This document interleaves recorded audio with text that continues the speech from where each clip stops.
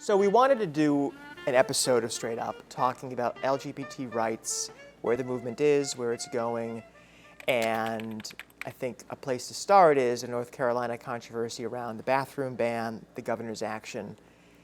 One thing I wonder is it a coincidence that it's coming up now during a presidential campaign year, or was that by someone's design? I think it's kind of a sort of culturally ripe for this sort of fight right now.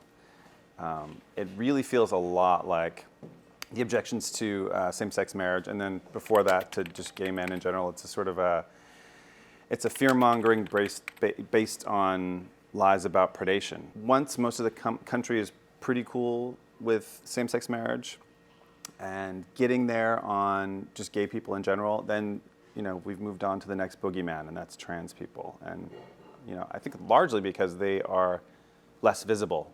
To your question about it coming up in a presidential election, that gives a way for it to have just sort of a exponential reach. And as we have kind of the ugliest possible candidate coming up on the right side, this meshes with not only the history of gay discrimination, but of course around bathrooms itself. It very neatly figures into discrimination around bathrooms, drinking fountains, racial fears. And all this time, it's of course insane to think that there's this predator myth that's come up around gay men or queer women as well, and trans people. There's never been a case of a trans person ever assaulting someone in a bathroom, and at the same time, the former Republican Speaker of the House is right.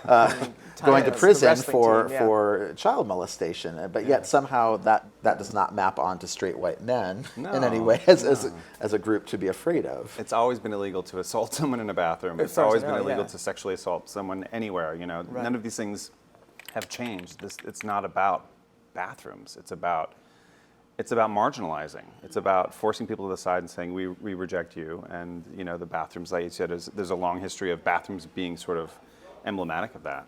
Do you think, are you surprised at all that Obama and the administration have reacted as forcefully as they have, given what might assume the political risks of that must look like to someone in his position? I don't know if I'm surprised. I guess I'm impressed by both President Obama and Loretta Lynch. Their speeches were very forthright, very uncompromising. But this action is about a great deal more than bathrooms. This is about the dignity and the respect that we accord our fellow citizens and the laws that we as a people and as a country have enacted to protect them, indeed, to protect all of us. And it's about the founding ideals that have led this country haltingly but inexorably in the direction of fairness, inclusion, and equality for all Americans. The laws that have been passed there are wrong and should be overturned, and they're in response to politics in part some strong emotions that are generated by people, some of whom are good people, but I just disagree with when it comes to respecting the equal rights of all people, regardless of sexual orientation. I think, though, it's clear that President Obama is in the final year of his of being in office. We haven't seen Hillary Clinton make a clear statement about bathroom access. She said she supports the president, she supports trans people, but she has not said, and I therefore think that people should be able to use the bathroom that comports with their gender identity. She's not made an explicit statement on that. And I think that is more in keeping with what happens with politicians around election years. We saw it with Don't Ask, Don't Tell. We saw it with marriage. That even, the Democrats know the LGBTQ community is going to vote for them.